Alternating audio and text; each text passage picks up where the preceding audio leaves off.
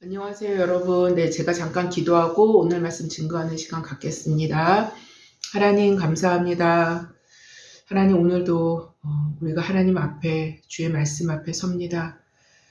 하나님, 준비되지 않는 마음들이 있다면 하나님, 우리 마음이 지금 이 시간 하나님 준비되어질 수 있도록 도와주셔서 하나님 말씀을 받기에 그 말씀이 우리 마음 가운데 마음 그릇에 심기어지기에 하나님 합당할 수 있는 하나님 우리의 마음 그릇이 될 수 있도록 하나님 이 시간 지금 현재 주님께서 역사해 주시기를 원합니다.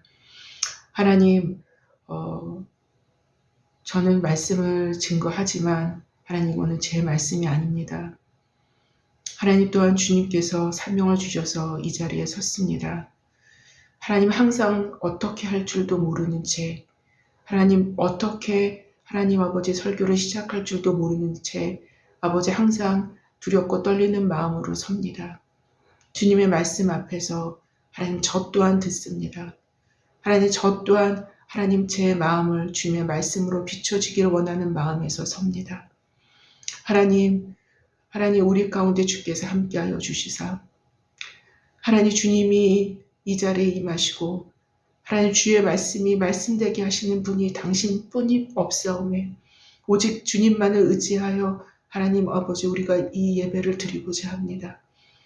하나님 주께서 역사하여 주셔서 하나님 우리 마음 가운데 빛을 비춰주시고 하나님 그 진리의 빛으로 말미암아 하나님 우리가 살아갈 수 있사오매 또한 우리가 살아갈 수 있는 힘과 능력을 공급받을 수 있사오매 하나님 오늘도 그러한 능력과 힘으로 그러한 말씀의 능력으로 하나님 그러한 말씀의 힘으로 하나님 우리 가운데 역사해 주시기를 원합니다.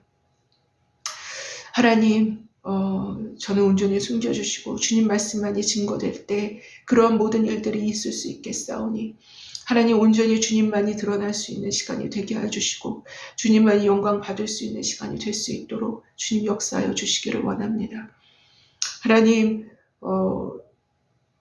방해가 있을 것이오나 항상 방해를 준비합니다만 하나님 그 모든 방해들이 무용지물이 되게 하여 주시며 하나님 오히려 하나님 그러한 자들까지도 하나님 앞에 겸비하게 설 수 있는 시간이 될 수 있도록 주님 역사하여 주셔서 하나님의 말씀으로 하나님만이 높임받을 수 있는 그러한 시간이 되게 하여 주시옵소서. 감사합니다. 첫 시간입니다. 마치는 그 마무리하는 그 시간까지 주께서 함께하여 주실 줄 믿고 예수님의 이름으로 기도했습니다. 아멘. 네, 여러분 제가 오늘도 로마서 말씀인데요. 오늘은 저번 주 본문과 겹치는 부분이 있습니다. 네, 그래서 오늘 말씀은 로마서 9장 저번 주에 12절을 했지만 12절을 다시 포함을 했습니다. 제가 겹쳐서 로마서 9장 12절 13절을 본문으로 잡았고요. 네, 그리고 말씀의 제목은 로마서 본론 네 번째인데요. 네, 소제목으로 이스라엘의 구원과 하나님의 절대 주권에서 하나님의 예정과 선택 벌써 11번째 시간을 갖겠습니다. 네, 그래서 제가 본문을 한번 읽어 보겠습니다. 네, 경청해 주시기 바랍니다. 12절, 13절입니다. 네, 그래서 로마서 9장 12절, 13절을 12절은 다시 한번 제가 잡았습니다. 네, 한번 읽어보겠습니다. 리브가에게 이르시되 큰 자가 어린 자를 섬기리라 하셨나니 기록된 바 내가 야곱은 사랑하고 에서는 미워하였다 하심과 같으니라. 예, 말씀을 가지고 말씀을 증거하는 시간을 갖겠습니다. 여러분 혹시 이것도 제가 옛날에 소개해드렸던 이야기인데요. 기억하시는지 모르겠어요. 예. 전에 제가 한번 소개해드린 옛날 수도원에서 있었던 이야기를 다시 여러분께 말씀드리면서 설교를 시작할까 합니다. 예. 옛날 어느 수도원에 훌륭한 원장님이 있었어요. 아주 훌륭한 원장님이 있었습니다.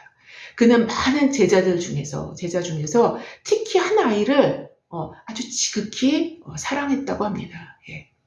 그런데 그 아이는 제자들 중에서도 가장 못생겼고 그리고 무엇을 가르쳐도 늘 쉽게 잊어버리는 아이였는데도 불구하고 그러니까 똑똑지 못한 아이였었던 거예요. 아주 잘 잊어버리는 그런 아이였는데도 원장은 이 아이를 특별히 사랑했다고 합니다.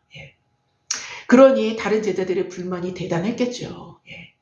그 불만이 쌓이고 쌓여서 이제 결국에 드디어 이제 폭발 지경에 이제 이른 것입니다. 마침내 모든 제자들이 마당에 모여서 스승인 원장에게 따졌어요. 그러자 그는 조용히 이제 말했습니다. 내가 문제를 내면 그것을 풀어가지고 오면 내가 왜 이 아이를 특별히 사랑하는지를 알게 될 게다. 라고 이 제자들한테 이제 공개적으로 얘기를 한 겁니다. 원장은 제자들에게 작은 새 한 마리씩을 주고 아무도 안 보는 곳에서 해질 때까지 그 새를 죽여가지고 오라고 이제 숙제를 낸 거예요. 명령을 내린 겁니다. 절대로 아무도 안 보는 곳에서 죽여야 한다라고 이 원장은 강조를 한 것입니다. 절대로 아무도 안 보는 곳에서 죽여야 된다는 것을 강조를 하면서 이 숙제를 낸 거예요. 해질녘이 되자 제자들이 하나 둘씩 이제 모이기 시작한 것이죠. 수도원 마당에는 새 죽은 시체가 이제 완전히 쌓여 있었던 거예요. 한 명씩 오면서 죽은 시체를 탁탁 이제 놓으니까 이제 새 죽은 시체가 이제 쌓여지게 된 것입니다. 그런데 원장이 특별히 사랑하는 그 아이는 돌아오지 않고 있었어요. 그 문제의 그 아이는 아직까지도 돌아오지 않고 있었습니다. 한참 뒤에 이제 헐레벌떡 뛰어오는 아이의 손에는 작은 새가 산채로 들려 있었던 거예요. 작은 새가. 이를 본 다른 제자들은 저 바보 같은 거, 저 바보는 원장님이 무엇 시켰는지도 모르나 봐. 이렇게 얘기를 하기 시작한 거예요. 그러면서 비웃었어요. 원장은 왜 새를 죽이지 못했는지 그 아이에게 이제 물어보았습니다. 그러자 그 아이는 이렇게 대답을 했어요.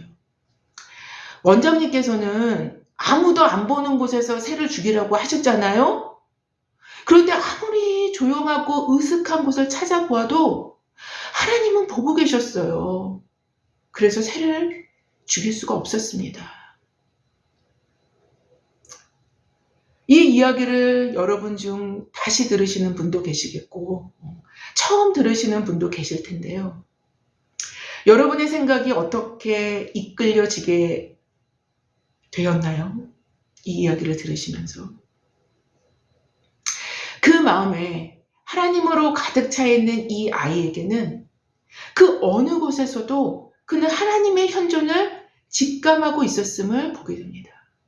자신의 마음 안에 하나님이 가득 계시니까 어느 곳에 가든지 그 아이에게는 하나님으로 충만했었던 거예요. 어느 곳에든지 하나님은 계셨던 것입니다.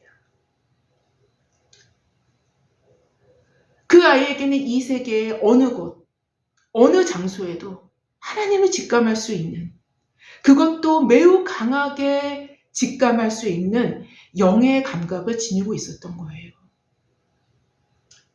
왜냐하면 그의 마음 그릇은 누구보다도 하나님을 깊이 그리고 진하게 담고 있었기 때문일지도 모르겠습니다. 사실 이 어린 아이가 영적 직관으로 알고 있었던 것은 신학적으로는 하나님의 편재성이라고 말씀드릴 수 있어요. 하나님은 어느 장소, 어느 공간에든 이 자연계와 온 우주에 편만하신 분이십니다. 이러한 하나님의 편재성을 다윗은 시편에서 이렇게 표현하기도 했는데요. 제가 한번 길게 다윗의 시를 읽어보겠습니다. 여호와여, 주께서 나를 살펴보셨으므로 나를 아시나이다. 주께서 나의 앉고 일어섬을 아시고 멀리서도 나의 생각을 밝게 아시오며 나의 모든 길과 내가 눕는 것을 살펴보셨으므로 나의 모든 행위를 아시오니, 익히 아시오니 여호와여, 내 혀의 말을 알지 못하시는 것이 하나도 없으시니이다. 주께서 나의 앞뒤를 둘러싸시고 내게 안수하셨나이다. 이 지식이 내게 너무 기이하니 높아서 내가 능히 미치지 못하나이다. 내가 주의 영을 떠나 어디로 가며 주의 앞에서 어디로 피하리까? 내가 하늘에 올라갈지라도 거기 계시며 수월에 내 자리를 펼지라도 거기 계시니이다. 내가 새벽 날개를 치며 바다 끝에 가서 거주할지라도 거기서도 주의 손이 나를 인도하시며 주의 오른손이 나를 붙드시니이다. 내가 혹시 말하기를 흑암이 반드시 나를 덮고 나를 두른 빛이 밤이 되리라 할지라도 주께서는 흑암이 숨기지 못하며 밤이 낮과 같이 비추나니 주에게는 흑암과 빛이 같음이니이다. 시편 139편 1절부터 10절까지를 읽어드렸습니다. 하나님의 편재성을 그리고 그분의 감찰하심을 너무도 섬세하게 그러면서도 강렬하게 느꼈던 다윗을 우리는 그의 글에서 충분히 확인할 수 있습니다. 바로 원장의 사랑을 받았던 사뭇 바보스러웠던 그 아이에게는 다윗이 갖고 있었던 그 마음을, 그 영적 직감을 소유했었던 것 같습니다. 또한 이것이 원장으로 하여금 그 아이를 귀히 여기고 남달리 사랑하게 만든 이유가 되지 않았을까 하는 생각을 해보게 되는 것이죠. 사실 사랑의 많은 특징 중에 두드러진 특징은 사랑하는 자에게 자신의 존재를 드러내며 자신이 사랑하는 자에게만은 자신을 감추어 둘 수 없게 만드는 특징을 갖습니다. 여러분, 하나님도 마찬가지입니다. 오히려 사랑을 만드시고 하나님 자신이 사랑하시기 때문에 더 그럴 것이겠지만 하나님은 하나님 자신이 미리 아신 자들, 곧 미리 사랑하신 자들이라는 거 우리 배웠죠. 네. 미리 사랑하신 자들에게 하나님의 때에 반드시 하나님 자신을 드러내십니다. 그분이 사랑하시기 때문에 자신이 사랑하는 자들에게 자신을 드러내시는 것입니다. 반드시 드러내십니다. 자신의 존재를 알리시고 드러내신 자들은 드러내신 바 되신 자들은 바로 그 사람들은 하나님의 시선을 어느 장소에서든 어느 공간에서든 어느 시간에서든 인식하기 시작하게 되는 것입니다. 이러한 인식은 사실상 하나님의 편에서 하나님 자신을 알리시려는, 하나님의 편에서는 하나님 자신을 알리시려는 하나님의 사랑에 의해서 시작되는 것입니다. 하나님에 의해서 선행되어지는 거예요. 따라서 하나님과 인간,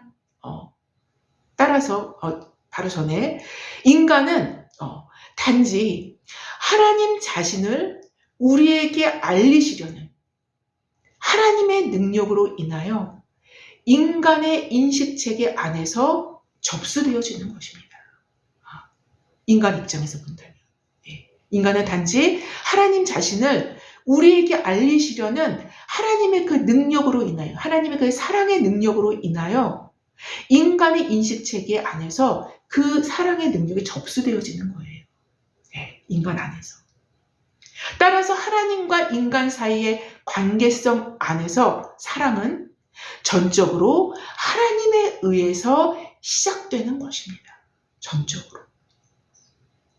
더 나아가 인간이 하나님을 인식하는,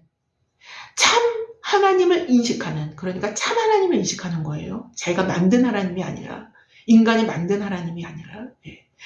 더 나아가 인간이 하나님을 인식하는, 참 하나님을 인식하는 그 인식체계 역시 하나님에 의해서만 가능하며 하나님에 의해서만 시작될 수 있다라는 것입니다. 예. 하나님 사랑을 인식하는 것. 그런데요, 바로 로마서 9장에서 사도는 이렇게 하나님에 의해서만 가능하고 그분에 의해서만 시작될 수 있는 참 하나님을 인식하고 사랑의 관계를 시작해 하시기 위해서, 이러한 사랑의 관계를 시작해 하시기 위해서 하나님은 약속 그리고 선택이라는 경륜적 방법을 통해서 이 일들을 시작하신다라는 것입니다. 이것이 로마서 본문을 관통하고 있는 내용이에요. 그래서 하나님은 약속 그리고 선택의 방법을 통해서 하나님의 영원하신 뜻을 이루어 나가시는 것이기도 하십니다. 또한 하나님의 약속과 선택은 하나님에 의해서 주도되어지고 창조주 하나님으로서의 절대 주권을 드러내는 내용들이기 때문에 로마서 9장 6절에서 하나님의 말씀이 폐하여진 것처럼 보여지는 반론 속에서도 하나님은 약속과 선택을 통하여 참 이스라엘로 하나님 당신의 말씀을 온전히 세우실 것이며 성취하실 것임을 확고히 할 수 있는 것이기도 한다라는 것입니다. 여러분, 우리 시대를 한마디로 표현을 한다면 어떻게 표현할 수 있을까요? 한마디로 표현한다면 인본주의가 아닐까 싶어요. 인본주의. 요 한 용어로 다 담아낼 수 있지 않을까 싶은데요. 네.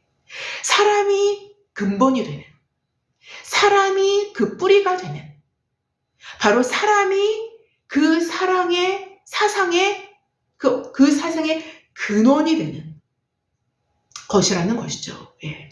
이것이 인본주의입니다. 다시 말씀드린다면 사람이 하나님이라는 것입니다. 이것이 인본주의예요.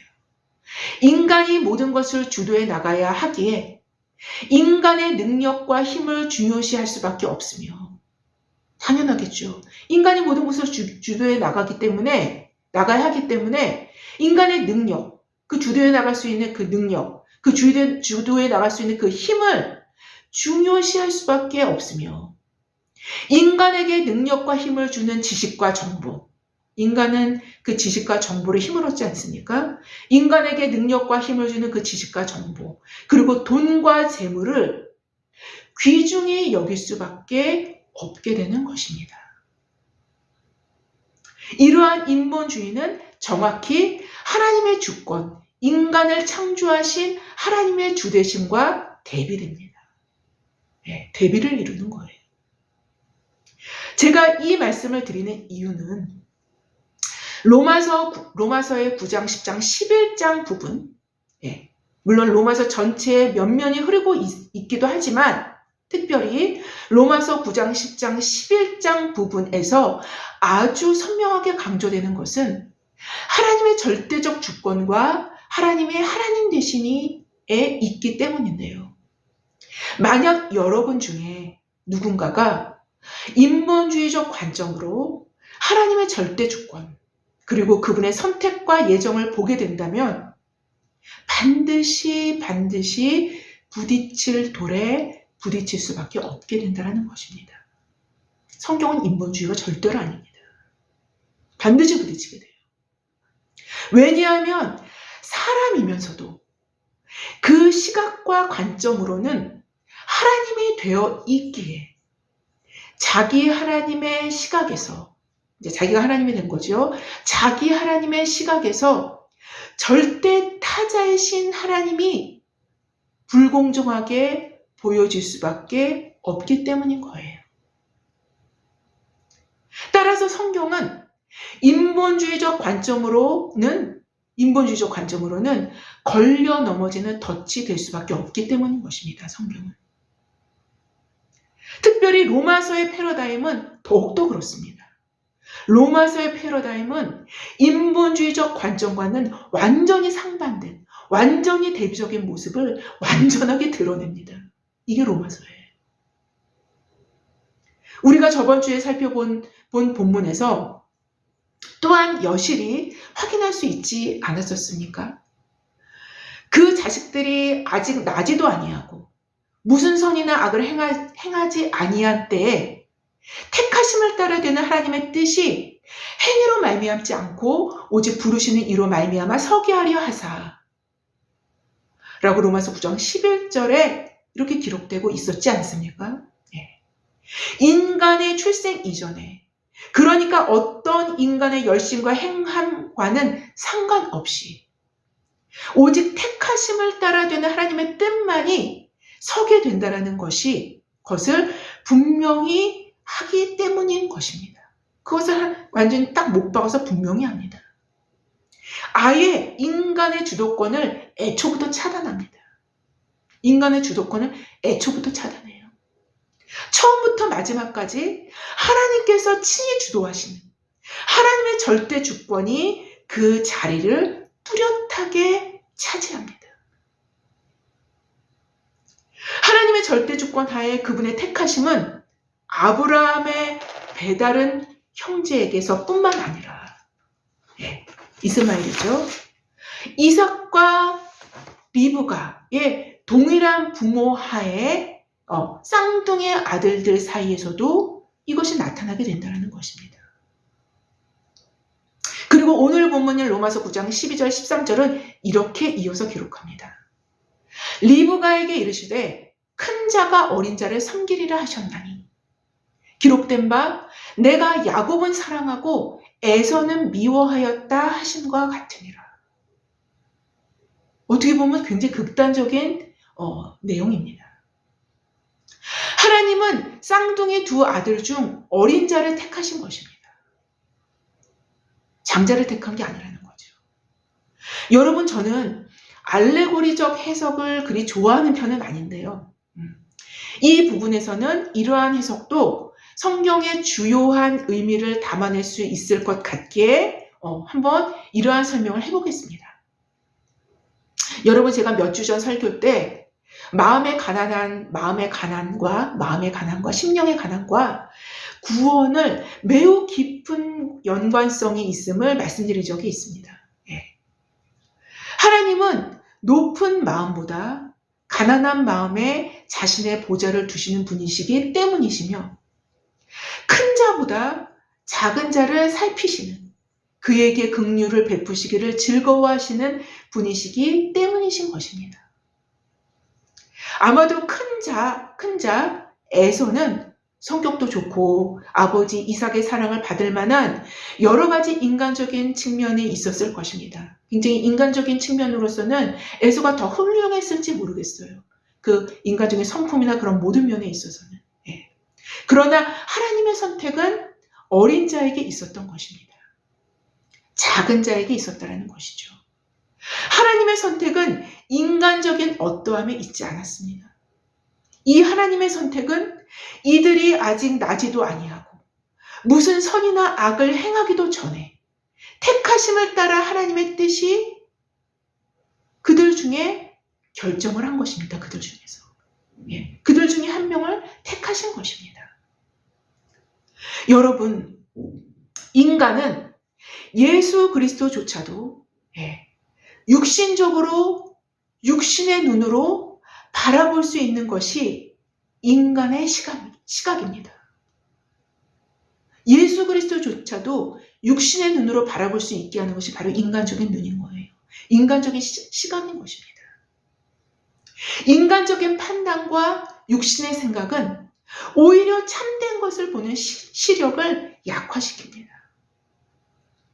인간적으로 판단했을 때 원장의 사랑을 입은 아이는 학습 장애아였을지도 모르는 그리고 외적으로도 못생기고 아주 비호감적인 아이였을 것이라는 것이죠. 이 아이는 학습 장애였을지도 모릅니다. 이 아이는 완전히 비호감이었었던 아이였을지도 모르겠어요. 그러나 그 아이의 마음은 마치 다윗과도 같이 하나님의 영으로 충만했던 아이였었던 거 아닙니까? 우리가 지금까지 살펴본 바에 의하면 살짝, 예. 그 마음이 얼마나 하나님으로 충만했는지 아주 인적이 드물고 으슥한 곳, 혼자라고 느낄 수밖에 없는 곳에서조차도 그는 하나님의 현존을 강하게 인식하지 않았었습니까? 그의 행위가 그것을 명백하게 표명하고 있지 않았습니까? 새를 죽이지 못하고 돌아오지 않았습니까? 이 행위가 명백하게 그 아이를 표명해주고 있는 거예요. 하나님은 그 아이에게 자신을 드러내 주신 것이며 자신을 그렇게 강력하게 드러내 주신 거예요. 그 아이에게는. 자신의 존재를 알게 하심으로 하나님 자신의 사랑을 그 아이에게 비추시고 계셨던 것입니다. 아주 강하게. 여러분, 우리가 이미 로마서 8장 29절에서 30절에서 알아본 바와 같이 하나님이 미리 아신 자들을 또한 그 아들의 형상을 본받게 하기 위하여 미리 정하셨으니 이는 그로 많은 형제 중에서 맏아들이 되게 하려 하심이라. 또 미리 정하신 그들을 또한 부르시고 라고 말씀하셨던 것을 기억하실 것입니다. 예. 기억하고 계시겠죠. 예. 예. 미리 아신 자들이란 우리가 이미 배운 바 있듯이 미리 사랑하신 자들이란 의미를 갖고 있었어요. 미리 아신 자들이란 미리 사랑하신 자들이란 의미를 갖고 있었습니다. 바로 미리 사랑하셔서 미리 정하신, 곧 예정하셨다라는 것이죠. 여기서 제가 강조해서 말씀드렸던 것은 바로 이 부분에서 강조해서 말씀드렸던 것은 미리 사랑하셔서 예정하신 자들, 곧 이렇게 사랑하시고 예정하신 목적, 그 목적, 이렇게 사랑하셔서 이렇게 예정하신 자들의 그 목적을 제가 강조했었는데요. 이 부분에서 설명했을 때. 예. 곧 그 아들의 형상을 본받게 하시기 위하여입니다. 예. 그 아들의 형상을 본받게 하시기 위하여 이렇게 사랑하셔서 예정하셨다는 겁니다. 이렇게 사랑하셔서 예정하신 그 목적이 아들의 형상을 본받게 하기 위해서였다는 것이죠. 그렇다면 그 아들의 형상을 본받는 것은 구체적으로 로마서에서 어떻게 말씀하셨을까요? 네, 맞습니다. 로마서 8장 17절에 기록이 되어 있는데요. 자녀이면 또한 상속자, 곧 하나님의 상속자요. 그리스도와 함께한 상속자니 우리가 그와 함께 영광을 받기 위하여 고난도 함께 받아야 할 것이니라. 라고 로마서 8장 17절에 기록되어 있었던 것을 여러분 한번 상기해서 기억해 보십시오. 바로 그 아들의 형상을 본받는다라는 것은 아들이 살아갔던 삶의 방식인 십자가의 삶, 곧 하나님의 뜻을 이루기 위한 고난의 길을 걸으셨던 그 삶의 형상을 본받는 것을 의미한다라는 것입니다. 그래서 우리가 그와 함께 영광을 받기 위한 유일한 조건으로 그와 함께 하는 예수 그리스도와 함께 하는 고난을 받는 것. 이게 유일한 조건이었다는 거예요. 무슨 유일한 조건이요? 영광을 함께 받기 위한 조건. 영광을 그리스도와 함께하는 영광을 받는 그 유일한 조건이 그리스도와 함께하는 고난을 받는 거였어요. 네. 로마서 8장 17절에 이렇게 말씀하시고 계셨던 것입니다. 잠시 여러분 제가 복습을 했는데요. 네. 바로 이러한 이유로 그리스도와 함께 받는 고난은 그 아들의 형상을 본받게 하시기 때문에 예정의 목적을 이루는 셈이 되어진다는 것입니다. 예정의 목적을 이루는 셈이 되어지는 거예요.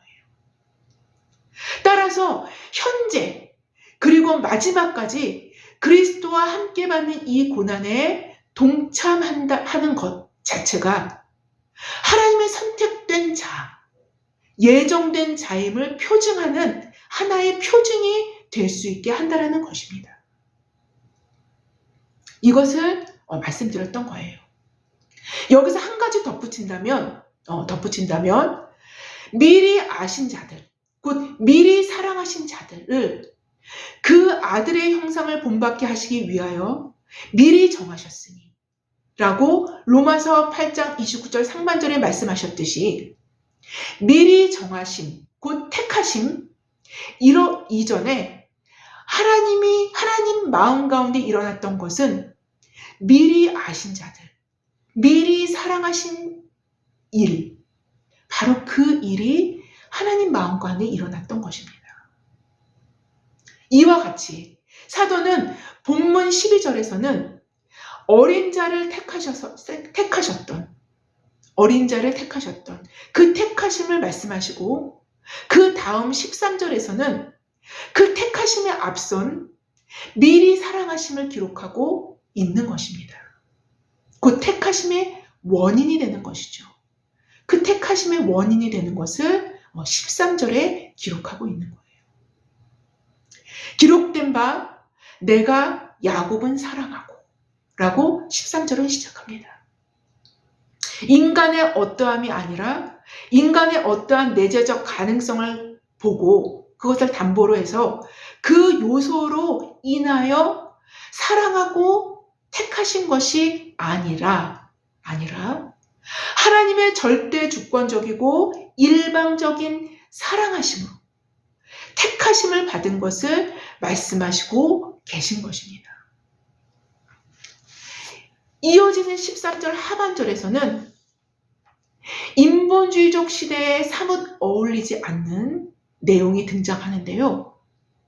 에서는 미워하였다 하심과 같으니라 라고 13절을 마무리합니다. 에서는 미워하였다 하심과 같으니라.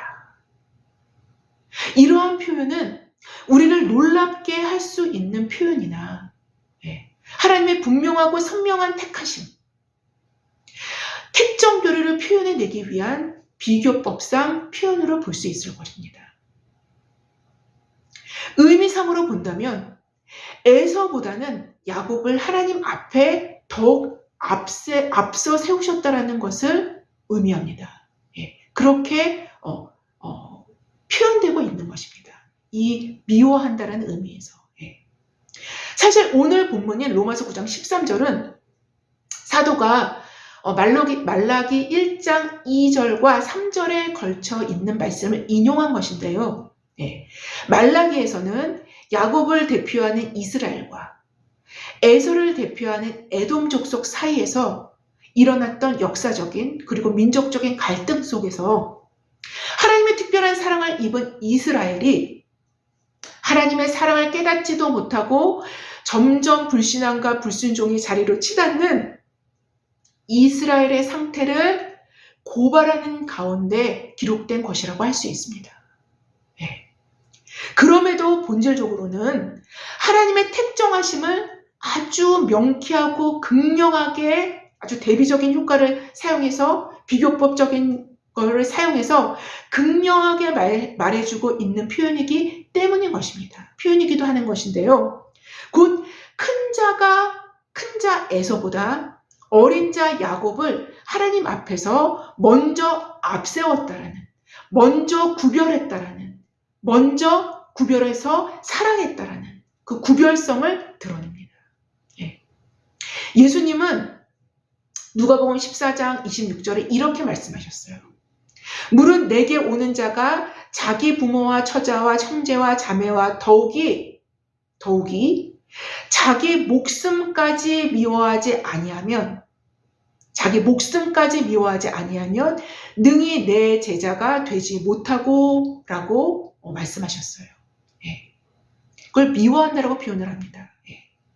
여기서 예수께서 말씀하신 의미는 자신에게 오는 자는, 즉 제자가 되고자 하는 자는 자기 부모와 처자와 형제와 자매를 미워해야 한다라는 말씀이 아닌 것입니다. 미워해야 한다. 미워해야지 내게 올 수 있다라는 말씀이 아닌 거죠. 그렇죠? 예. 그렇게 생각한다라면 내 이웃을 내 몸과 같이 사랑하라는 말씀과 대치가 될 것입니다. 예. 이 말씀은 무릇 예수님을 따르고자 하는 자들은 자기의 부모와 처자와 형제와 자매를 예수님보다 앞에 두어서는 안 된다라는 의미를 갖고 있는 것입니다. 예.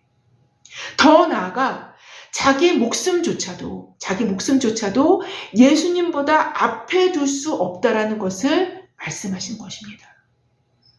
자기 목숨보다 예수님을 앞에 두지 않는다라면 예수님의 제자가 될 수 없다라는 거예요. 예. 오직 절대적으로 그분보다 앞선 것을 두어서는 안 된다라는 의미로 미워한다라는 그 용어를 사용하신 것입니다. 마찬가지로 미워한다라는 것은 사랑하는 것, 우선 택한 것보다 뒤에 두겠다라는 하나님의 의지적 표현인 것으로 볼 수 있을 것입니다. 예.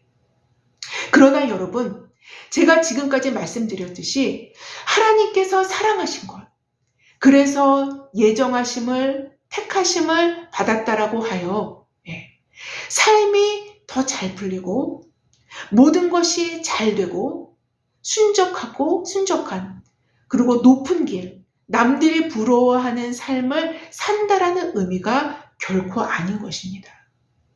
이런 것들로 하나님께서 하나님 자신의 사랑을 입은 자임을 표현하시지는 않으셔요.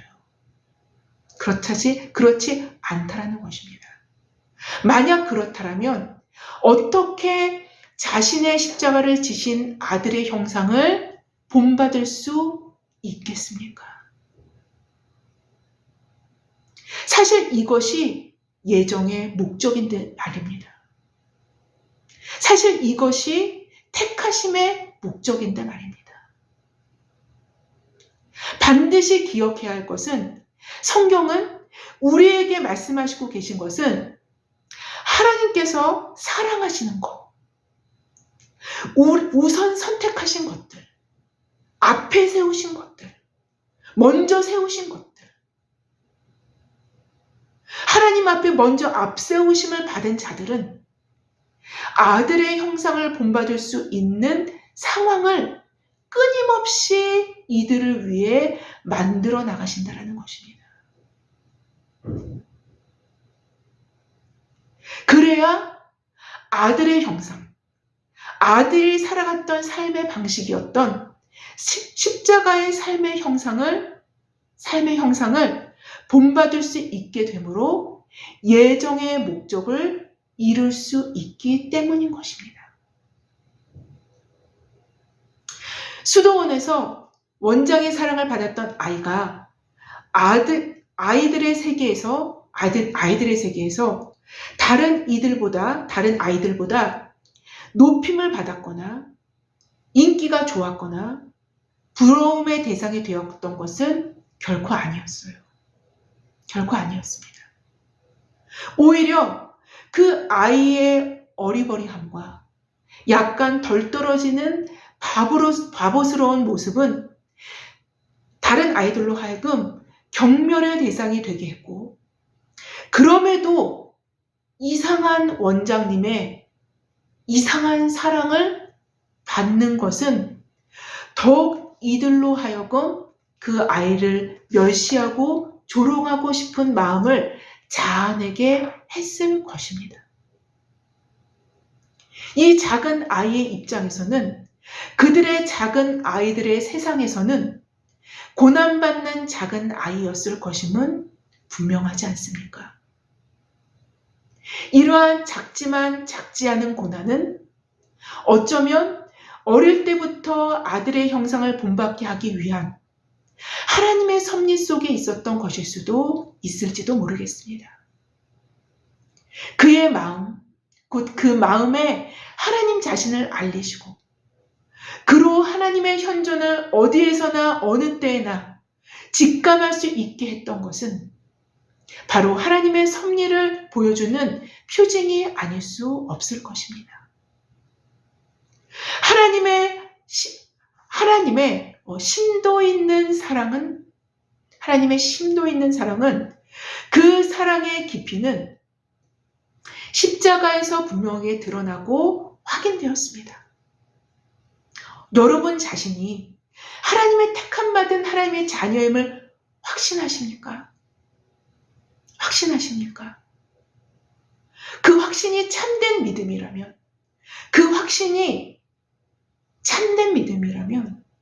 하나님께서 아들의 형상을 본받게 하시기 위해 주시는 여러 가지 크고 작은 고난과 연단과 십자가를 마다하시면 안 된다라는 결론을 우리는 성경에서 찾을 수밖에 없다라는 것입니다.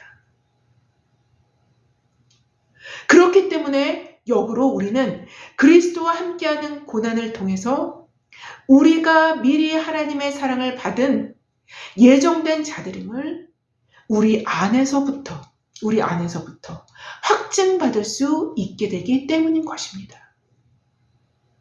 그래서 우리에게는 우리의 삶의 매 순간마다 하나님을 향한 믿음이 필요한 것입니다. 또 그래서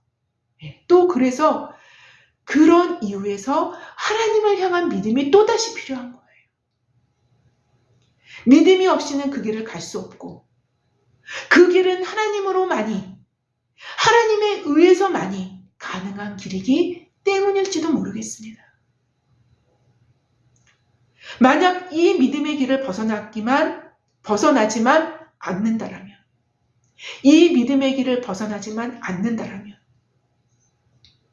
미리 정하신 그들을 또한 부르신 그들을 또한 의롭다 하신 그들을 또한 영화롭게 하실 그 여정을 끝내 주님은 온전하게 이루실 것입니다. 온전하게 이루실 거예요. 아무쪼록 육신적이고 인간적인 판단이 아니라 성경을 근거로 한 하나님의 택하심과 예정하심을 우리의 삶 가운데 끊임없이 발견함으로 어떠한 상황에서도 소망을 잃지 않는, 오히려 절망의 요소처럼 여겨졌던 것이 사실상 변장된 소망이었음을 깨달아 알아가는 저와 여러분 모두가 되어지기를 주님의 이름으로 기도합니다. 제가 기도하고 마치겠습니다. 하나님, 감사합니다. 하나님, 감사합니다.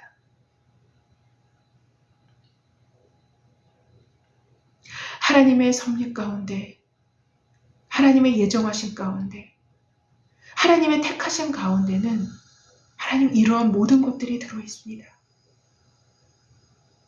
하나님, 인간적인 판단과 인간적인 생각으로 자만하지 말게 하옵시며, 또 다른 면에서 인간적인 생각과 인간적인 판단으로 절망하지 않게 하시며,